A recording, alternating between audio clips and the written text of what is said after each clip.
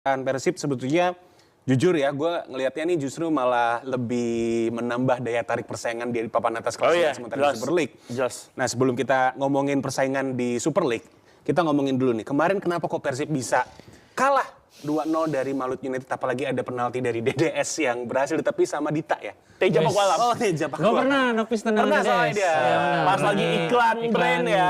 Salah satu brand nepis tendangan DDS. Iya. Ya, kalau gue lihat sih kemarin jelas yang paling utama adalah faktor keletihan atau kelelahan yang melanda skuad Persib Bandung ya. Gue selalu mengatakan sejak bulan November tanggal 20 hingga tanggal 28 atau 29 Desember atau kurang lebih 38 hari Persib akan bermain 8 pertandingan. Dan di bulan Desember ini Persib akan bermain 5 kali.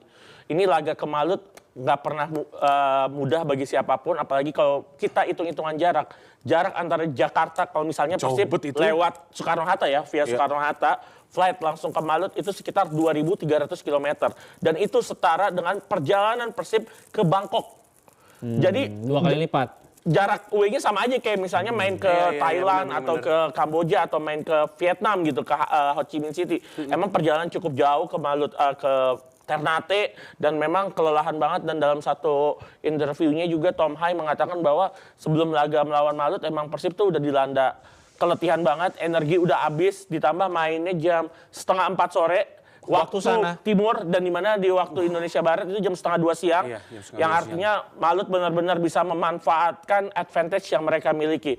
Tim selain Persib pada bulan Desember ini rata-rata bermain cuma 2-3 kali. Malut cuma satu tambahan, yaitu 3 kali karena melawan Persib Bandung.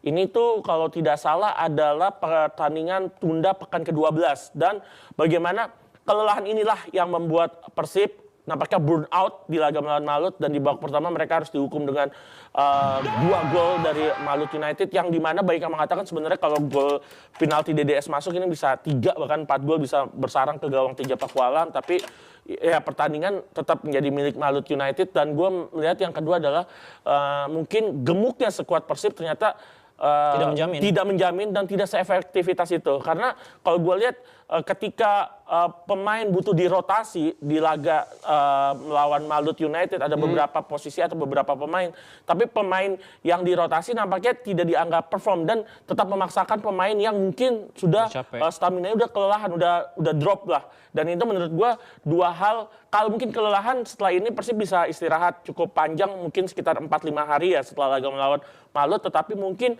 satu hal yang harus diperbaiki oleh coaching staff yang dipimpin oleh Coach Boyan Hodak adalah pemain yang harusnya diplot sebagai pemain